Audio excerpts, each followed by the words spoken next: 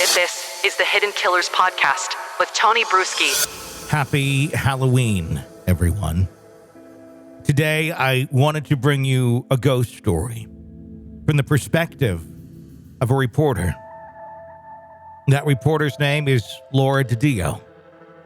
The case we're going to be talking about this Halloween is the Amityville Horror. A few years back, I had a chance to sit down and have an in-depth conversation with Laura Didio, who at the time was a reporter for Channel 5 New York, assigned to investigate the bizarre claims that were coming out of 112 Ocean Avenue.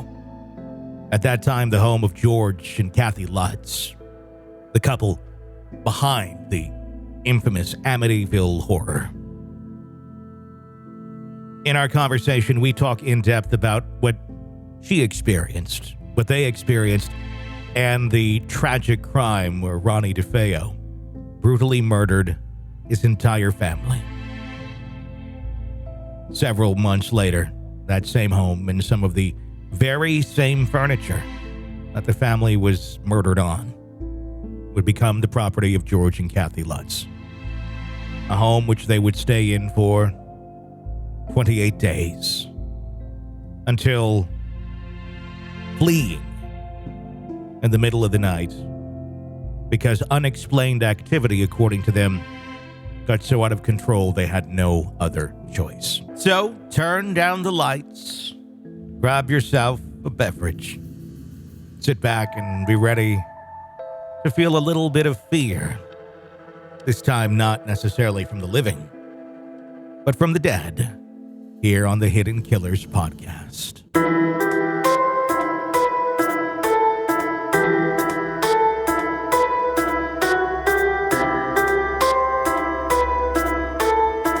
.112 Ocean Avenue, the Amityville Horror. At the time of our broadcast here, it's been nearly 45 years since the DeFeo family were brutally murdered in their Amityville home. A murder that to this day is still shrouded in supernatural mystery. How exactly did the murderer manage to take the lives of his 6 family members with a high-powered, deafening shotgun, without anyone in the home or neighborhood waking to the deadly blasts? Did something dark assist in this tragedy? Then, nearly 1 year after the tragedy took place, George and Kathy Lutz would attempt to call this murder scene home. The attempt would only last 28 days, with the family fleeing a haunted house like the world has never seen. Shortly after their fleeing, they would come in contact with a young reporter, Laura Didio, from Channel 5 New York. Well, first of all, my own mother was psychic, okay? And it wasn't something that we talked about a lot. It was just something that was there. She sort of knew things before they happened, and it wasn't always good stuff. Like, she woke up one morning when we were at our summer home in Maine and said she had a terrible dream about our family dog, Freddie. And we were all crying. And 2 days later, the dog got run over and killed by a truck. And she brought home one time this book, The Ghost Hunter by Hans Holzer, which was on the bestseller list. And I picked up the book and I read it and I was fascinated. And of course, everybody in their family had a book about ghost story. I'm sure you had it in your family as well. Mm-hmm. But I was always fascinated by that and the fact that my mother herself was psychic. So that kindled my interest in the supernatural. When it comes to having a family member that is psychic and having that level of sensitivity, sometimes we see that passed down from generation to generation. Did you at that time have any inklings that you had any type of ability that way, whether it be psychic or empathically? No, I didn't. Certainly not to the degree that my mother did.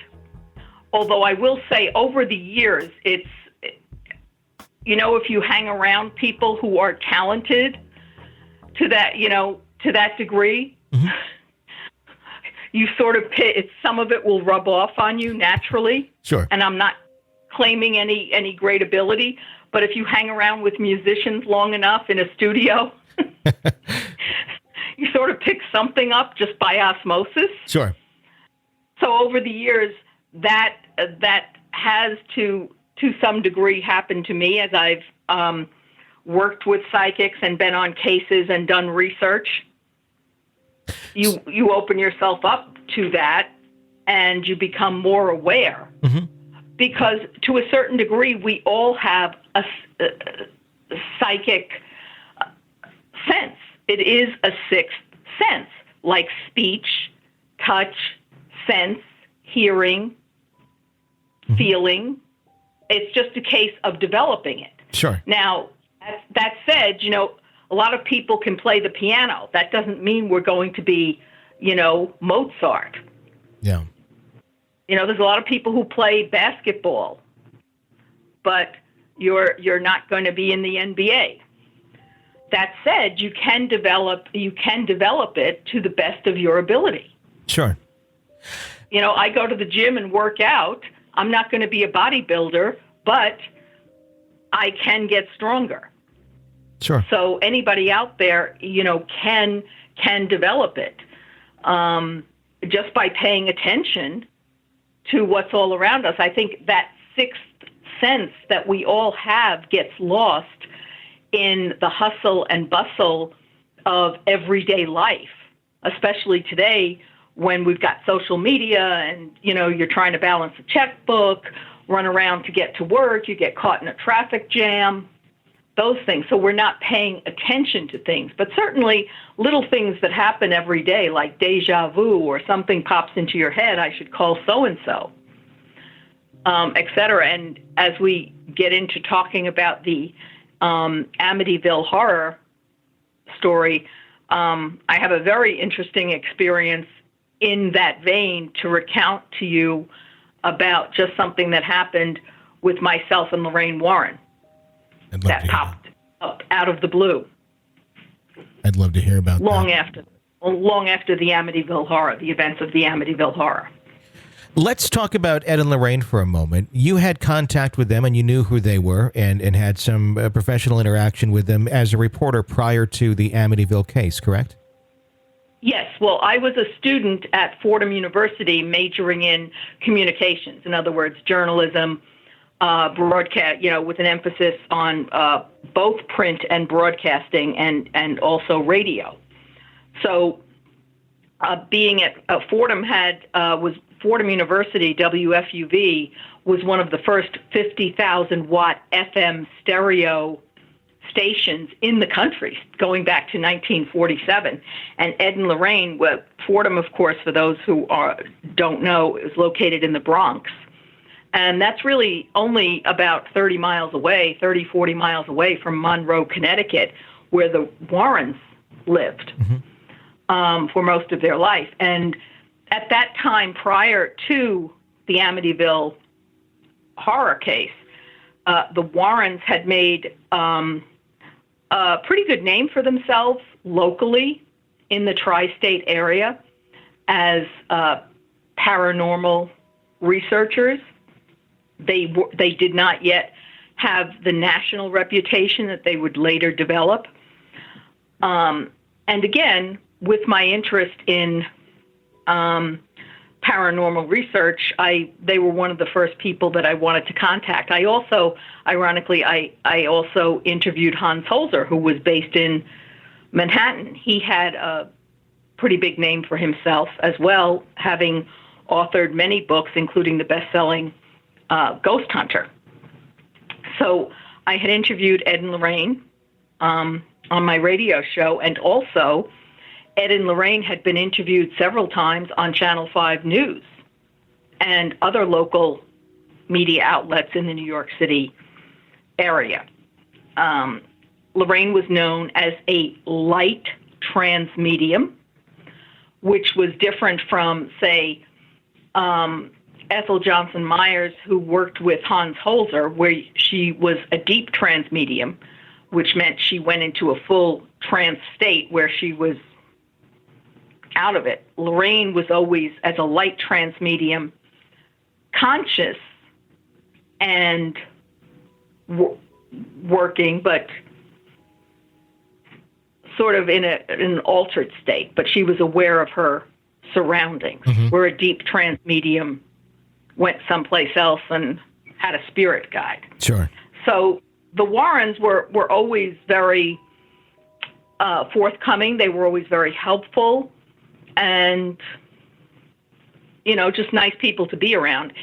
Ed called himself a demonologist, so that when he and Lorraine would work a case, he was, he took the lead position, while Lorraine was more of the empath, picking up perceptions and the feelings, because she was the one who had the psychic abilities. Sure. So obviously you got to know them a little bit through the interviews and understand what they were doing. And the tense of this is this is not the Ed and Lorraine Warren that we know of today. This is prior to all the books. This is prior to the movies. This is prior to all of that. This is very much, at towards the beginning or in the part of their career where they were basically, this material was being put together and their research was going on. Yes, but I have to say, when you say the Ed and Lorraine of today or the present that the public came to know, sure, because of the Amityville Horror, because of the Conjuring movie, they remained remarkably unaffected. They would still answer their phone, They didn't go Hollywood. No, not at all. I guess I meant more so just in the terms of notoriety, of how well known they became. But no, I completely agree of how they always were Ed and Lorraine. Yes, they were, and it's amazing because when you talk about the notable personages in the field of the paranormal, there's always a lot of professional rivalry, if you will, as you have in any field. And Ed and Lorraine, one of the things that was most amazing about them, and you have people, as in any field, people who will, people have their critics and they have their proponents. But what I will tell you is that with Ed and Lorraine, from the get-go, their primary goal was always to help people. So to give you an example, when I first started working at Channel 5 through an internship that I got because I was a student at Fordham. And then I was working there as the internship progressed and I became a part-time employee and then a full-time news assistant while I was still at school before I had graduated. And I was actually working on a series on psychic phenomenon when, believe it or not, in January, late January, early February, the news about the Lutzes fleeing 112 Ocean Avenue broke in New York Newsday. And it just so happened that the two things coincided. And the news director at Channel 5 at the time, Mark Monsky, said, "Oh, get that story." So shortly after this article appeared in New York Newsday, where the Lutzes had held a press conference with William Weber, all of a sudden they disappeared and nobody could find them. And you have to go back to 1976, where we didn't have the internet, you didn't have mobile phones. Hard to imagine, I know. Where did they go? It seemed like they just went underground. And William Weber at the time, he had been acting as their spokesperson, and so we contacted him, and there were plans afoot where he was going to be working at the time with ABC Eyewitness News, the local station, and a group of white witches to hold a seance in the house. And also a vampirologist. And he said, well, when I contacted him, he says, you folks at Channel 5 might be able to come along as well. Then I guess at some point the Lutzes had broken off contact with William Weber, and that just dissipated. So at that point, I had contacted George Lutz. I had called into his company firm, his family firm. They had a surveying firm. And so I called out there and I left a message, said who I was, and I said, I have some experience working with and interviewing other people, professional paranormal researchers, and I'd like to help you and your family. And I left the message with the people who worked for him. And he called me back, and I arranged to meet him on a Saturday at the surveying firm. But I didn't tell anybody at the TV station because I was afraid of over-promising and under-delivering and getting fired. Sure. Okay, I was just a lowly news assistant, just starting my career. Yeah. And even though I just had this menial job and I wasn't yet out of college, I didn't want to lose it. Sure. Have my career go down in flames before it started. So essentially, I went out there the next day and met with George and Kathy, and for 4 hours. And they said, okay, that at the end of the meeting, and I listened to their story, and I came back convinced that something had really happened to them, because they felt they seemed very sincere and very frightened. So unless they were, the Meryl Streep and Robert De Niro of their day, and had totally, convinced me, and maybe I was just, a lot of people listening to this might think, well, she was a gullible 19-year-old who desperately wanted to believe, and there probably was an element of that too, because this was a really juicy story. But the other thing that people have to understand is that irrespective of whether or not they were telling the truth or fabricating, a huge hoax, the station was going to go with that regardless. At that point, everybody in town, all of the news outlets, wanted that story. New York is the #1 media outlet. Yeah. This story was happening. It had all of the elements that you would want. There had been a sextuple homicide in that house just a year before. And those are rare. I mean, George, Ronald DeFeo Jr. had killed his entire family. Sure. His 4 siblings, his parents, in this very upscale suburban neighborhood, in this beautiful home. And then you had a family that had moved in and out of the house within a month, saying it was haunted. And this was also just a year or two after The Exorcist movie had scared even non-believers. Yeah. I want to talk about the DeFeo murders as we kind of move down the line here of things, and I have a couple questions about that initial interview with George and Kathy.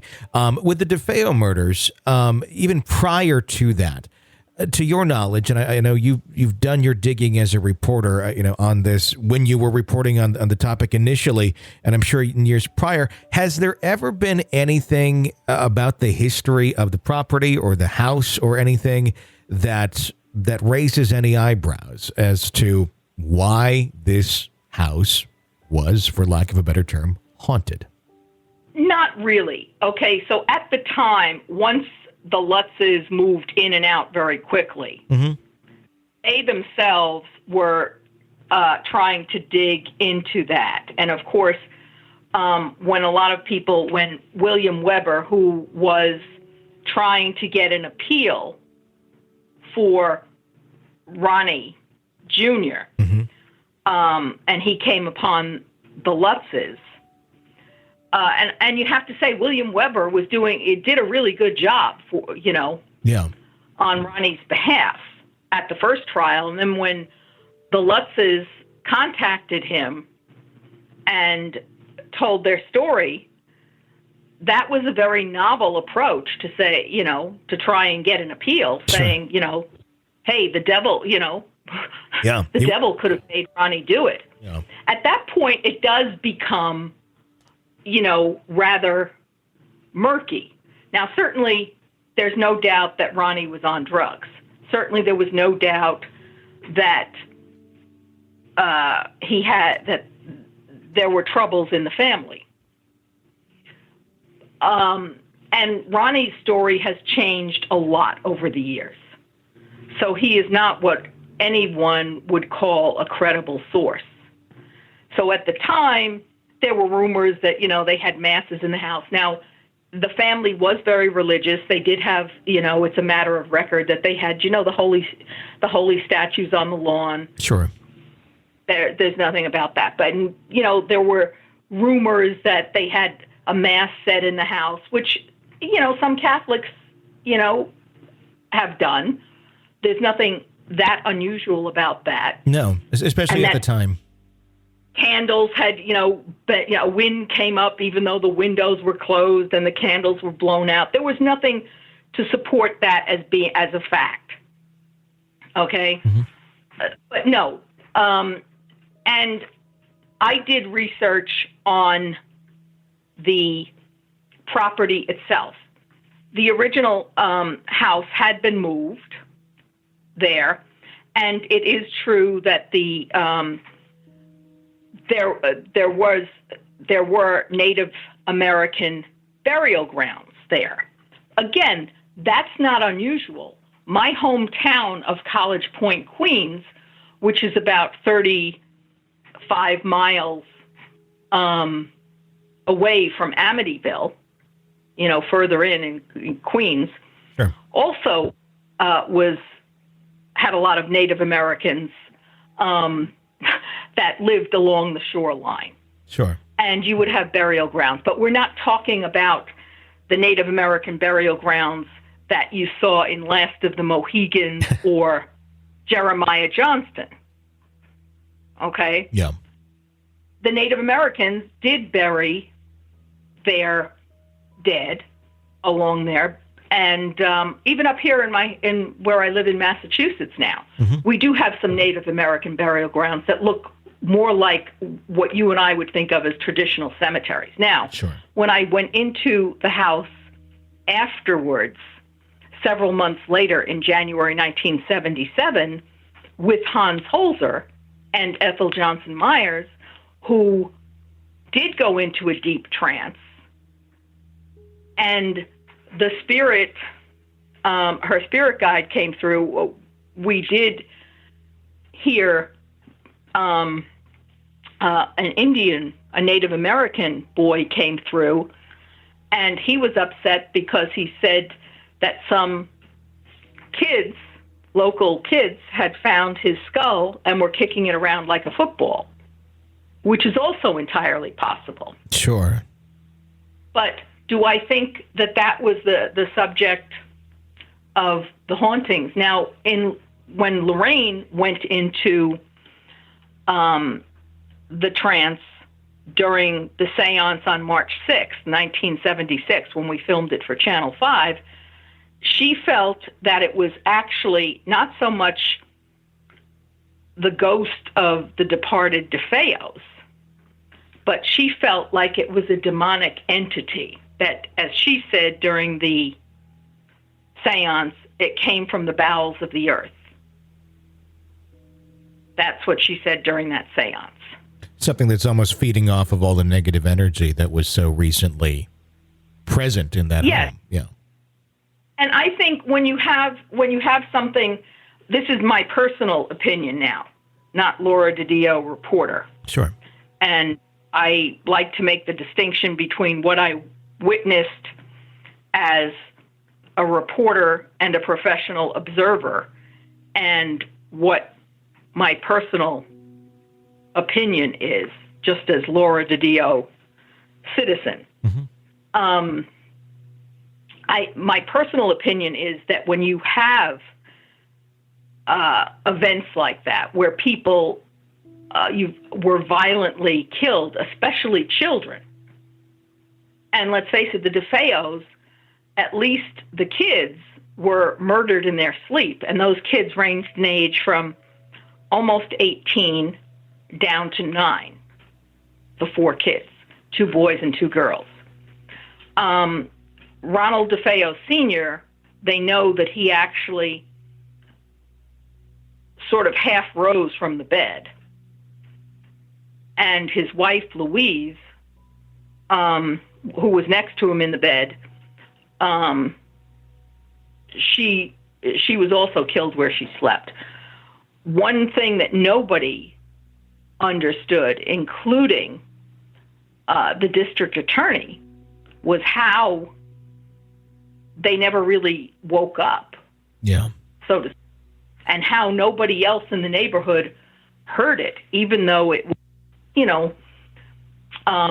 in Suffolk County, the houses are not as close together as you would have in a densely populated neighborhood like, say, downtown San Francisco or Queens, New York, or Manhattan. But they're also not, it's not a rural neighborhood. Yeah. It's a place, and you're right on the water, so sounds, can carry. A place where today, if you went and fired off that same gun in a home, you would certainly hear it next door and probably several doors down. That is one of those things that I want to ask you as Laura, the citizen, looking back on this and all these years later, do you have any and I don't say explanation, because I don't think any of us will ever have the explanation, but any reasoning that you've worked out in your mind as to how that was possible? Because that certainly is one of the biggest mysteries in this whole thing, is how no one could have heard those gunshots, how all those people stayed in their beds, no drugs in the toxicology reports. How did that transpire like that? Any insight or thoughts on that? No, and it's interesting that you should say that, because I have gone back and interviewed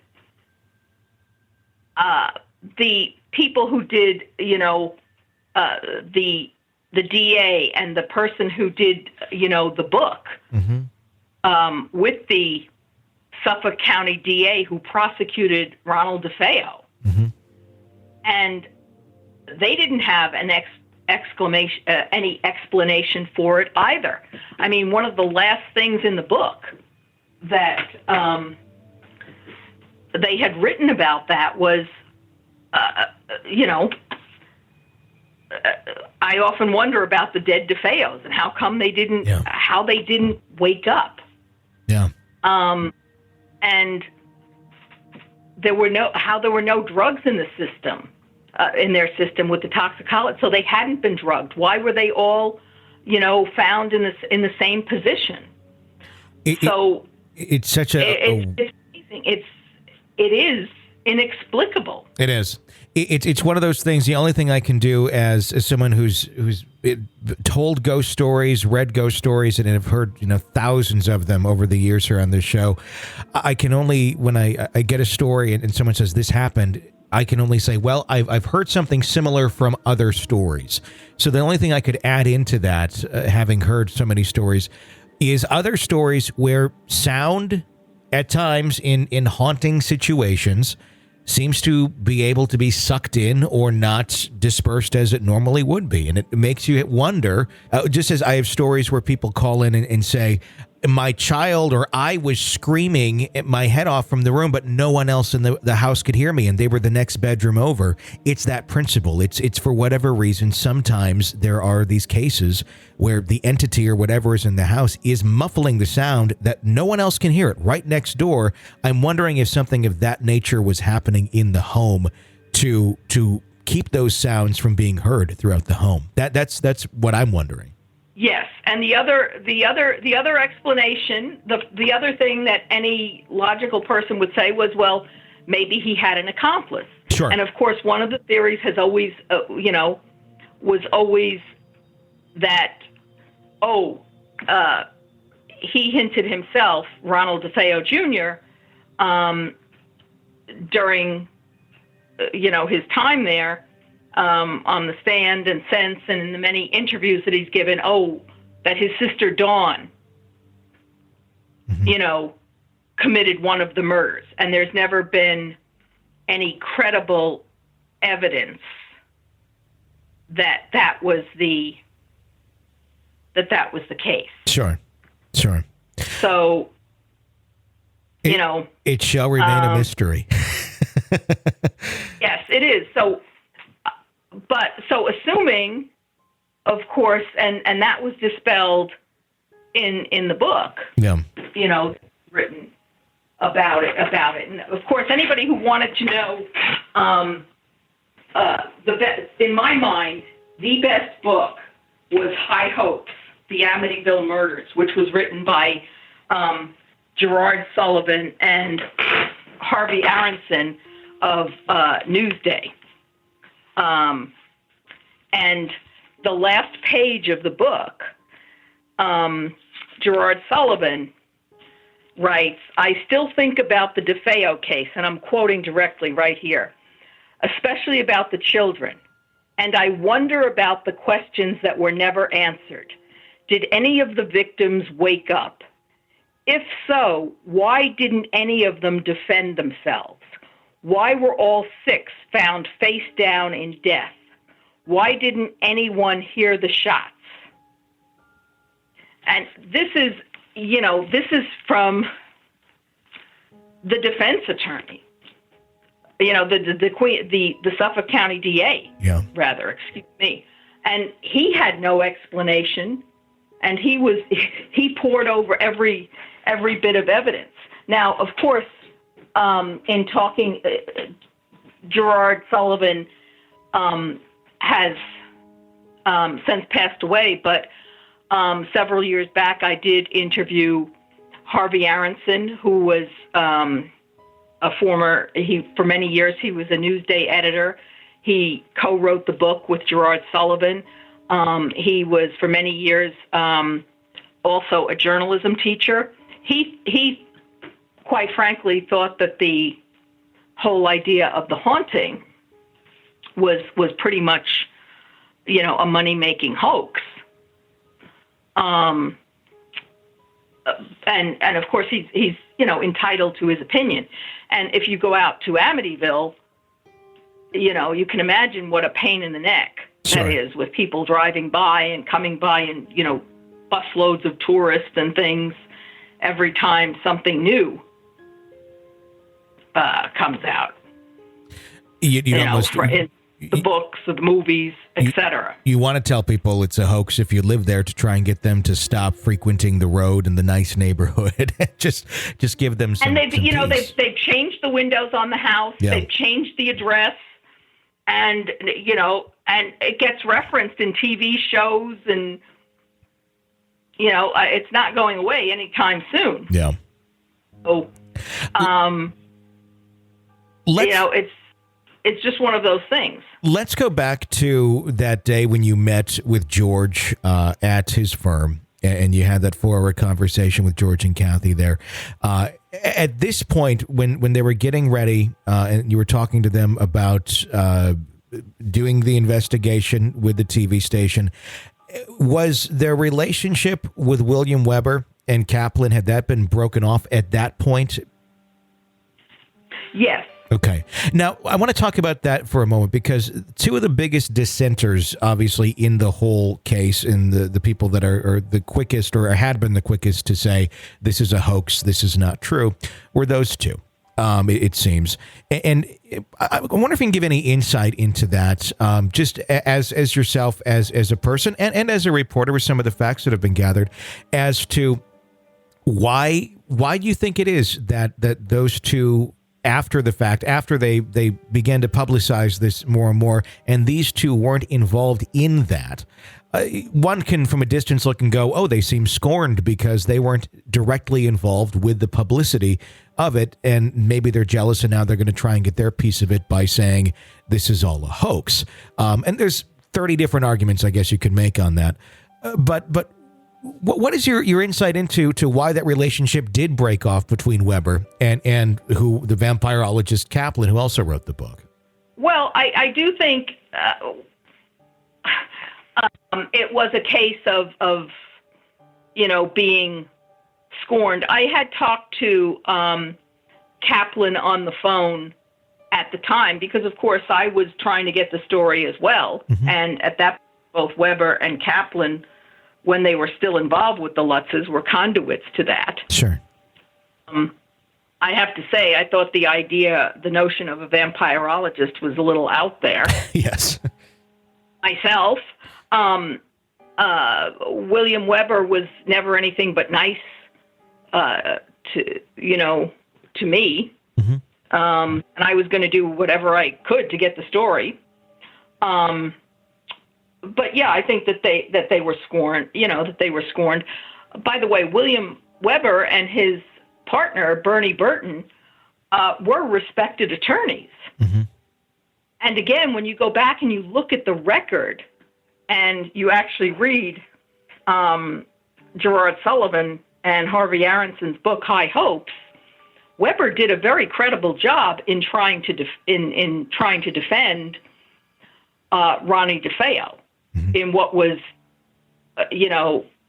something, it was a very, very uphill battle. It was like the 101 tasks of Hercules, because they had Ronnie DeFeo pretty much dead to rights. Mm-hmm.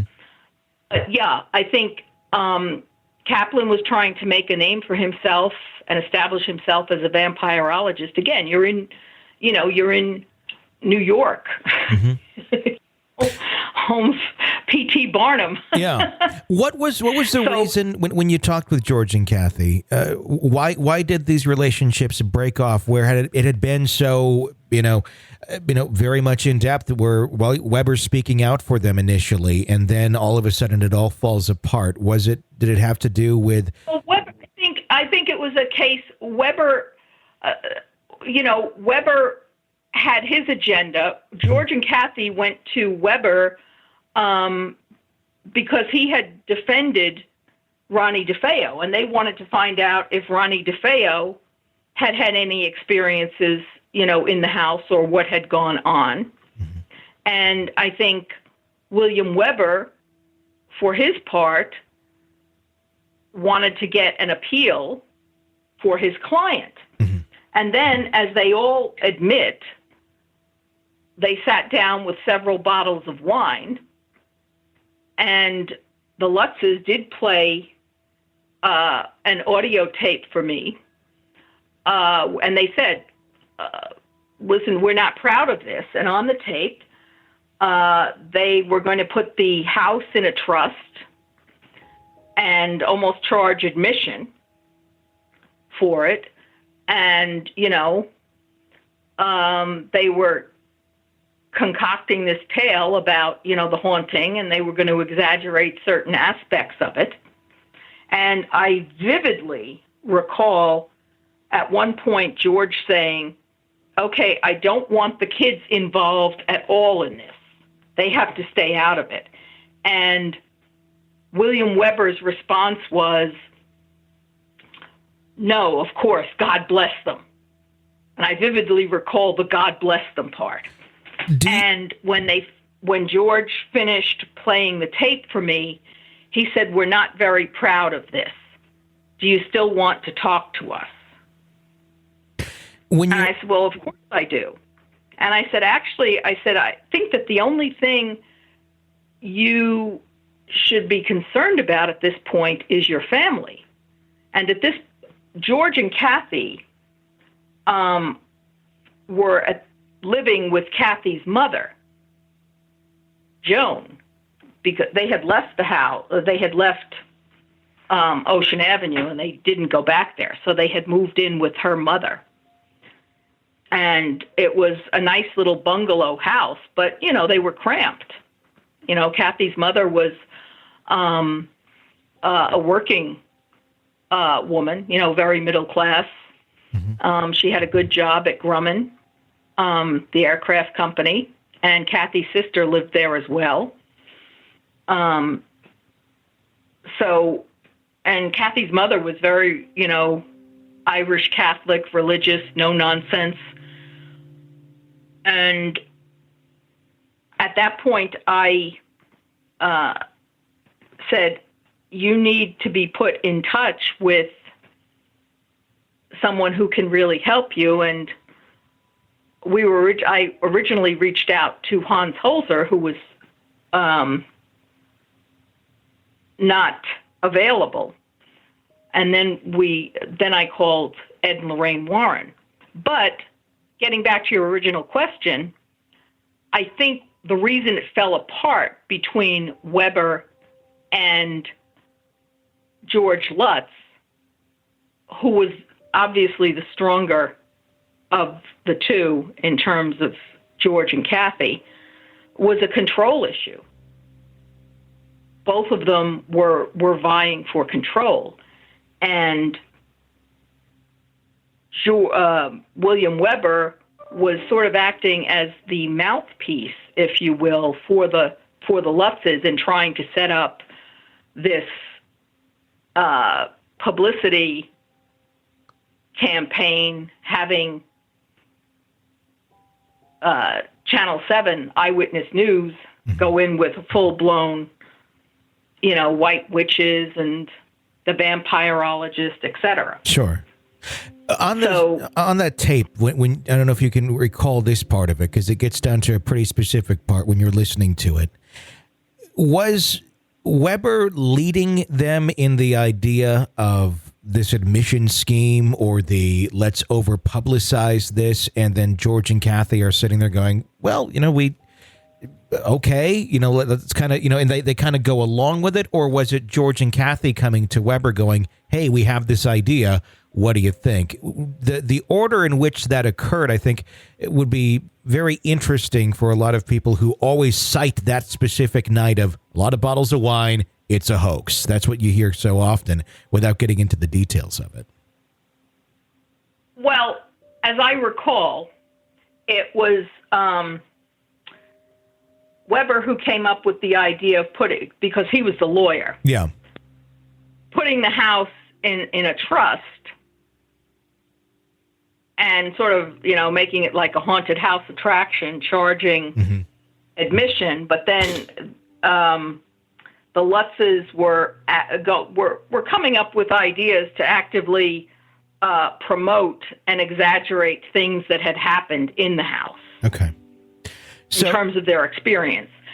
If you're asking whether or not they were actually sitting there as just passively letting William Weber lead them by the nose, the answer was no. Okay.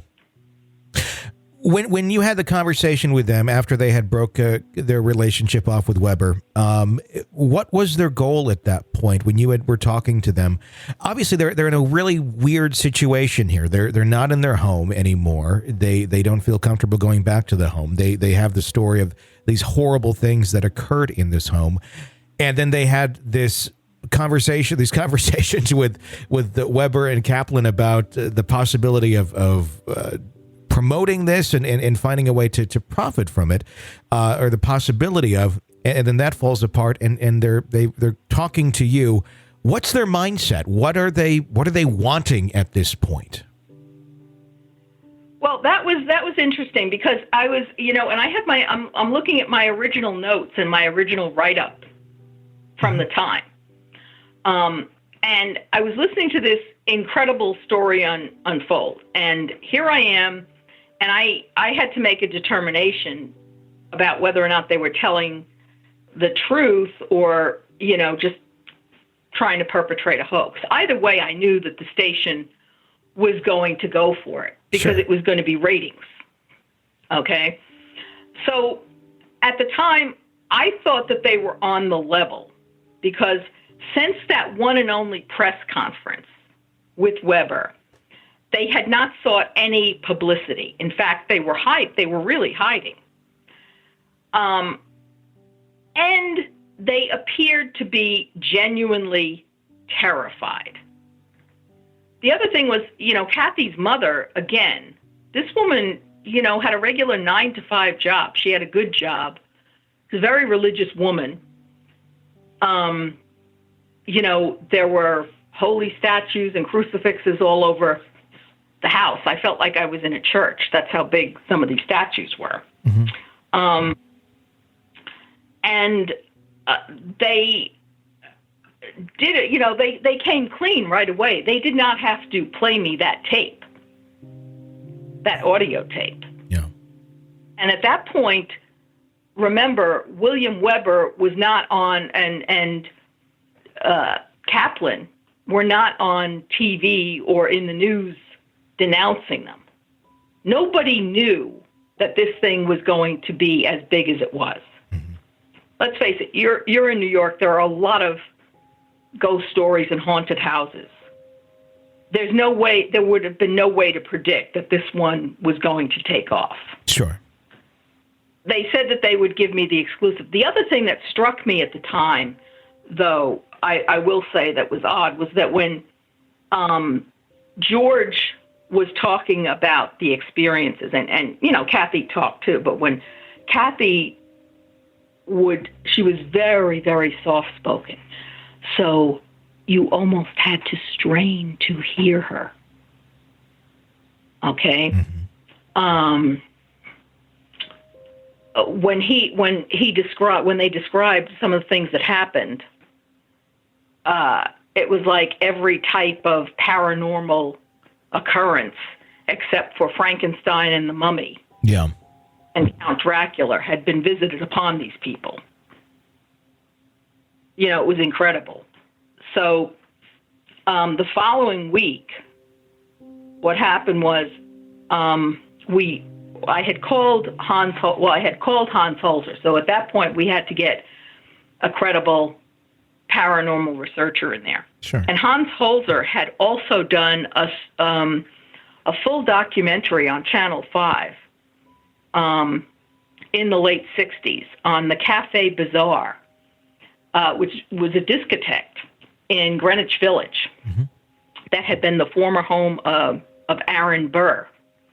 And when they turned it into a discotheque, people would be out there, and spaced out on marijuana, acid, LSD, and they would be seeing actually the ghost of Aaron Burr, although nobody knew it was Aaron Burr at the time, on the dance floor.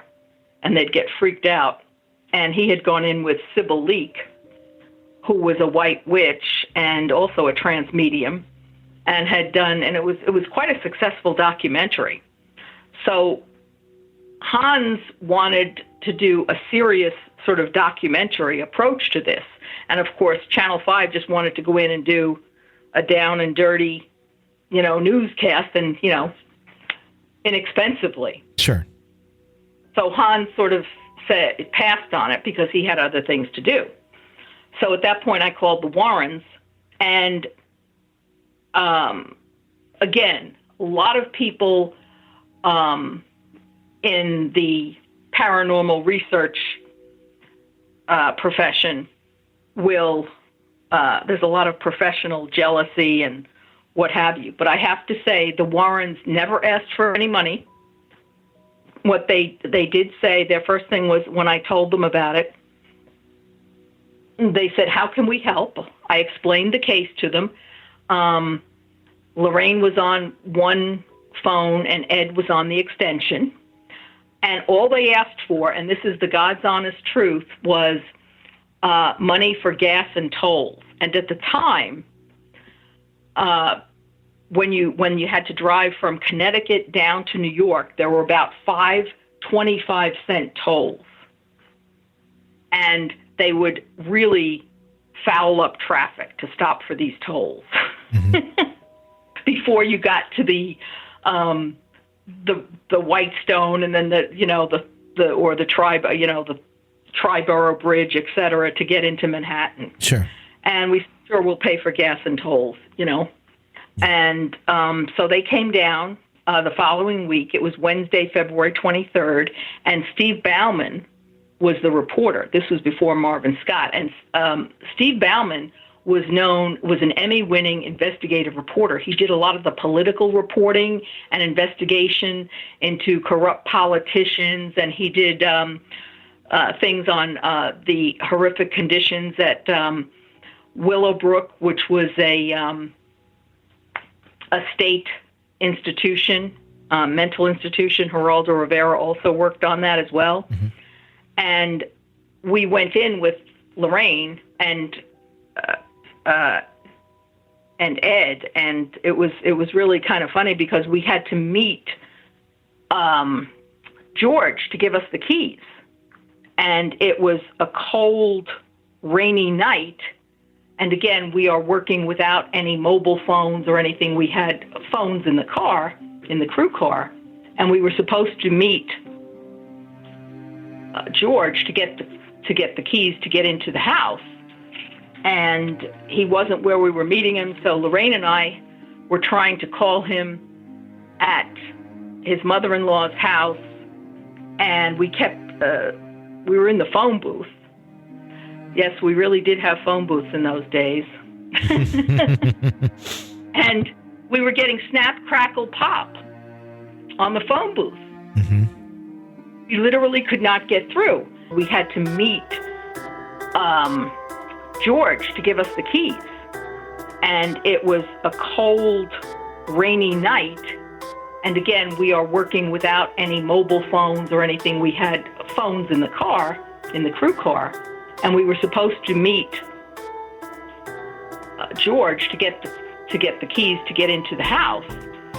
And he wasn't where we were meeting him, so Lorraine and I were trying to call him at his mother-in-law's house, and we were in the phone booth. Yes, we really did have phone booths in those days. And we were getting snap, crackle, pop on the phone booth. Mm-hmm. You literally could not get through. Now, the first thing is you'd think that the baby bells at the time, that's typical New York bad phone lines. Sure. But then somebody would come and knock on the phone booth door, and we'd let them in, and they didn't have any problems. It just worked. It was unbelievable. So I want to continue this line of the story, but I want to ask a quick question in the middle of this. In your course of investigating this story and over the years with it, have you had personally issues with getting the story out where technical issues would occur? Beyond right then and there, but just over the years surrounding the story, have you had any strange things where like, well, this is an odd occurrence of when I'm just trying to tell the story of issues prohibiting that otherwise normally don't? Okay. At the time, yes. Okay. And there was a specific instance, actually, when I went back into the house in January, the following January with Hans Holzer, where it was actually, the house was empty at that point.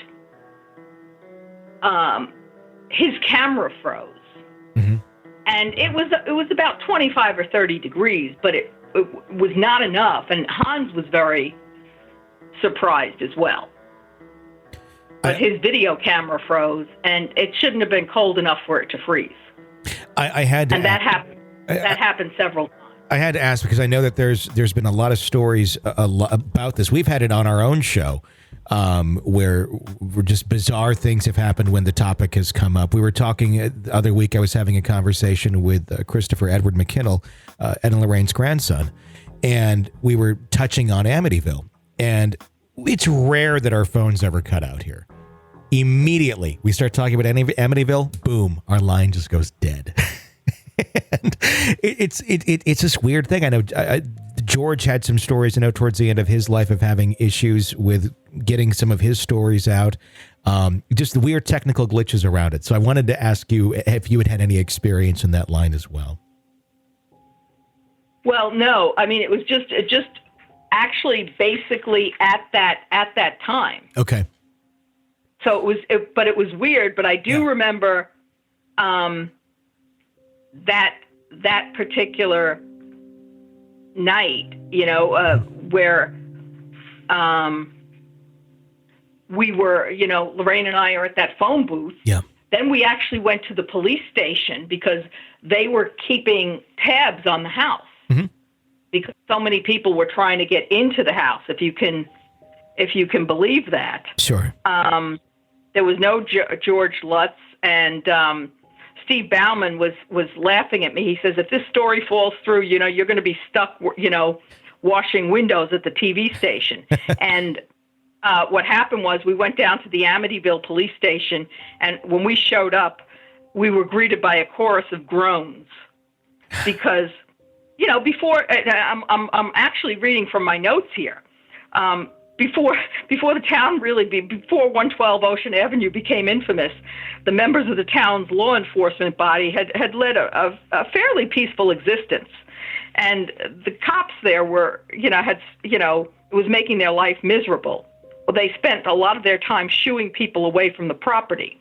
So the desk sergeant on duty, I'm saying, he was less than impressed with my request that he call Chief Bill K at home, just because he knew, he had George Lutz's number. Yeah. And the chief had just gone off duty and he was at home eating his supper.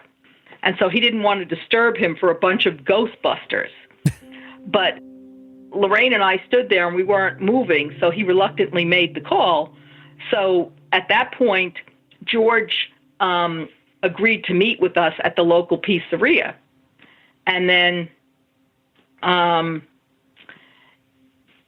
so that's how we finally got in touch with him. But I had been standing there in that, Lorraine and I had been standing in that one, we went to several phone booths around town.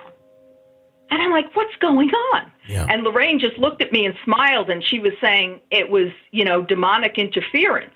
Mm-hmm. And what I was doing was I kept slamming, how you're standing in front of one of the vending machines and you put your money in and nothing comes out, and so you kick the machine. I was hitting the the phone. Yeah. And nothing was happening. It was really quite frustrating. Sure. But there was no explanation for that. And George, at the time, George, when we finally did meet him, and Ed and Lorraine were meeting George for the first time, and Ed was trying to get George to elaborate on exactly what had happened to the family when they were in the house for the 28 days. And George was very reluctant to get into it in any detail. One of the things early on, George Lutz was not an easy interview. And in fact, he and Ed early on clashed. Mm-hmm. At one point, they almost came to blows in one of those early interviews. And George told us that he didn't even he wouldn't go back onto the property at all. And that even if he sat out in front of the house, he would get physically ill while he was waiting for the film crew. So he gave us the keys, and Steve Bauman, who was a very persuasive reporter, wanted, obviously, George to come into the house with us. Mm-hmm. And he couldn't persuade him to come in at all. So we finally went in with Ed and Lorraine that night. And Lorraine told us to, meditate for a couple of minutes and be quiet before we went in, just to get ourselves in the right frame of mind. And then this is really kind of funny. And she turned around and asked Steve Bauman and myself if we wanted to carry any of these, various Catholic sacramentals with us when we went into the house. Now, I'm Irish and Italian, which almost pretty much guarantees that I'm Catholic, which I am. But Steve was Jewish. And I'll never forget this. I was sitting next to Steve in the back seat, and Lorraine was in the front seat. And Lorraine turned around and says to Steve, she offered him a crucifix. And I said, Steve, would you like a crucifix? And Steve reaches across from me and grabs the crucifix from Lorraine and says, "Can't hurt." It was just one of those funny moments, you know? Yeah. At that moment, why not? Yeah. So we went into the house, and the Warrens told us to stay with them at all times and not to go wandering off. And we were no sooner in the foyer of the house when 112 Ocean Avenue, it's, as I said, it's a big house. We went into the side entrance where there's a driveway rather than what you would normally think of as the front of the house. And it's a very big foyer, and you have the dining room off to the side, and then the living room, but there's a center staircase right there. And Lorraine said she was struck with the feeling of an onerous, oppressive presence. I didn't feel anything, I have to tell you. Basically, it looked like, a nice big house. The furniture itself, the Lutzes had purchased much of the furniture from the DeFeo family, or what was left of the DeFeo family. Louise DeFeo, her father was the one, her father, Mr. Briganti, had actually made the house payments on the house. And he owned a car dealership in Brooklyn. And he was very distraught, obviously, that he had lost his daughter and his grandchildren. So they had sold a lot of the furniture to the Lutzes. Sure. And to be quite frank, a lot of the furniture was what we would look at now as, sort of kitschy 70 type furniture. Okay. So if you look at like the Brady Bunch things, you had those infamous ceramic lions that were there. Sure. But it's not like what we think of today, granite countertops. Most of it was, Formica and things like that. It was nice, but it was not grand or opulent. Sure. Still, for the 70s, it was very nice. But it looked like people had just gone out for the day. To give you an idea, the gingerbread house from Christmas was still on the dining room table. Okay. All the food was still in the refrigerator. The liquor was still in the liquor cabinet. So we, Ed was asking, we went, we toured the premises, and Lorraine basically said the worst spots in the house were the second floor sewing room, the third floor playroom, the basement closet, that so-called red room, which was depicted in the movie as the portal to hell. Sure. The kitchen. And then in the master bedroom on the second floor, Lorraine did go into a light trance for the cameras. Ed asked the questions, and at that point, Lorraine said that the water had a lot to do with the force that pervaded the house. And at that point, Lorraine picked up on the fact that Louise DeFeo had died in that room. Steve Bauman, at that point, we were in a bit of a rush to conclude the interview so that we could get back into Manhattan station in time to edit the film for airing so we could make the 10 o'clock news broadcast. Sure. So then, that was Wednesday night, and as expected, what happened was the station was deluged with calls from everybody who wanted to spend, who wanted to know more about it, and people who wanted to people were calling saying, could we spend the night in the house?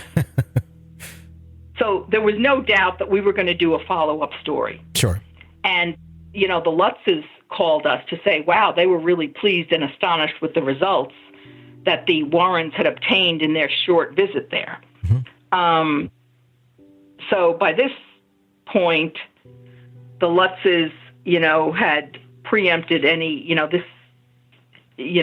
Weber and Kaplan and the sort of white witches, that was all over and done with. So during this time, the Lutzes and the Warrens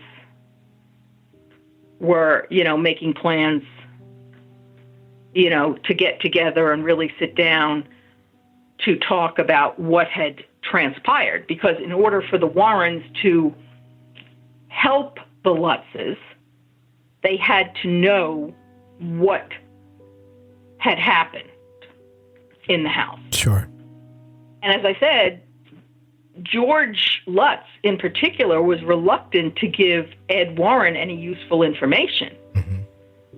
And if you saw the movie The Conjuring, mm-hmm. the actors who played Ed and Lorraine, the actress who played Lorraine, mm-hmm. nailed the part. Well, she was able to actually draw on, she met Lorraine, so sure. she could draw on thing. The actor who played Ed didn't have any such luck because Ed had, passed away. Sure. But Ed was so he played Ed as a much kindler, much gentler, laid back version of Ed. Mm-hmm. Ed was a very straightforward, straight talking, pulls no punches kind of guy. He was a very, very nice man, but he was a real straight shooter. Sure. And he was very witty and didn't hold back. So Ed was ready to walk out of there and go home before they even sat down to dinner. Mm-hmm. And Father Pecoraro, Ray Pecoraro, was there that night as well. And he was the priest who had gone in to try and bless the house. Yeah. And had been told to get out. So finally, the Lutzes, did start to open up to them about some of the events. But it was, it was in fits and starts. Do you have any insight as to why that might have been why George was so reluctant to open up when they had been wanting help with this? They were the ones who were asking for some assistance here. Why the hesitation then when the help arrives to be open enough to receive that initially? It was more George. I think, they had been through, if you think, it's probably, if I had to guess, it would be post-traumatic stress. Sure. Syndrome, PSTD. Mm-hmm. It was very interesting because on Friday night, it was Friday night, February 27th, actually, when the Lutzes and the Warrens got together with Father Pecoraro, and I was there, but then I left. The next night, Saturday, I was actually out walking my dog, and George Lutz called the house, and my mother took the call. And she actually talked to George for about a half an hour and spoke to him. Mm-hmm. And my mother and Lorraine were about the same age.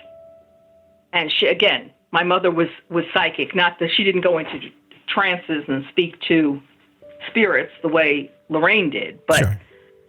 my mother was one of those people that, was easy to speak with. So I came back and George asked if I was free, could I come out and talk to them? So he seemed very anxious to talk. So I drove all the way out to the island. That's the type of thing when you do when you're 19, 20. You don't think anything about going out at 10 o'clock at night. Yep. And Kathy's mother was out there, her brother Jimmy, and the sister-in-law. And I was there until 3 a.m. And again, they played more tapes with, Weber and Burton. And, at that point, it was more details about how the house would have been put into, they would form a corporation. And then the four of them, William Weber, Bernie Burton, and George and Kathy Lutz would negotiate books and movie deals. And according to the tape, Weber foresaw that they could get several books and several movie deals. And then at the end of that tape, the Lutzes told me they were ashamed of ever having considered the idea. And then they asked for my advice. And I said, I think that the only partnership you should worry about at this point is your marriage. Mm-hmm. And then Kathy's brother and sister-in-law joined us at that point, and they said that strange things had been happening to them when they visited the house. They had just been married, and I guess the money that they were using to pay for the caterer had disappeared, like $1,800. Oh, wow. Things like that. So, and Kathy had an aunt who was a nun, and she felt ill when she went into the house. So they also said, I remember Danny telling me, and of course there was the story about all the flies congregating. Mm-hmm. But that could just be the weather, too. Sure. I have to say, here at my house, all of a sudden here in the Northeast, we've had a lot of ladybugs mm-hmm. that congregate. George also said the door had been ripped off the hinges, the screen door, but we didn't see any evidence of that. Yeah. And there were some things, quite frankly, that George exaggerated. He was saying that the DeFeo's maid, had had a nervous breakdown and was going into a mental institution. And that never really happened. I mean, she testified at the trial. It wasn't really a maid as such. She was a friend of the family, a friend of Louise DeFeo's, and sometimes she helped out with the housekeeping. Mm-hmm. She didn't have a nervous breakdown as such. She, I think, was understandably upset after the murders. Sure. And wanted to take time off. But, and there was a lot of back and forth at the time. It was, George was very high strung, and he could be very controlling. So, he wanted, we were going back and forth with him at Channel 5. Mm-hmm. He would try and put conditions on things when we could go back and forth. And at this time, from that whole week, from the end of February, early March, until we actually went in there for what I called the psychic slumber party on March 6th, the thing was taking on a life of its own. The Lutzes started inviting people to go into the house that night. Mm-hmm. The folks at Channel 5 invited some of the another reporter from WNEW Radio, which was our affiliate radio station. Sure. The Warrens invited a couple of people. So all of a sudden, instead of it just being the Warrens and Channel 5, we had a cast of about 20 people. Yeah. which was not necessarily conducive to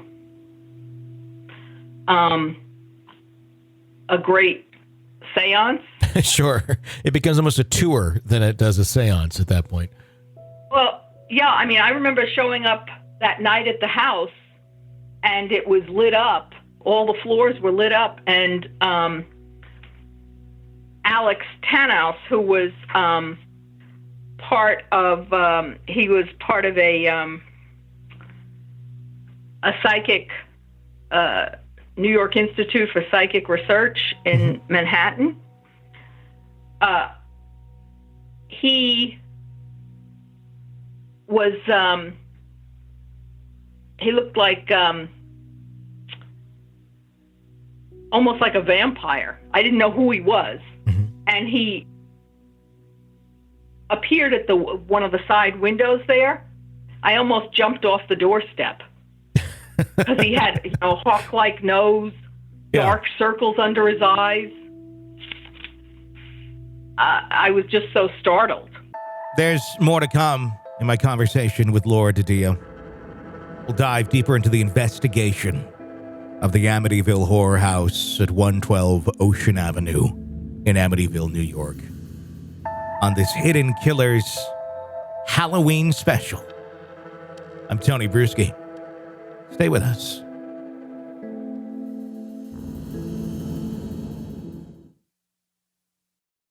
Want to listen ad-free? Want advance access to all of our interviews before anyone else? Become a True Crime Today Premium Plus subscriber on Apple Podcasts. You get every episode commercial-free. So you can binge on true crime until you can binge no more. Search True Crime Today Premium Plus on Apple Podcasts now, or go to our podcast page and sign up now. More of the Hidden Killers podcast next.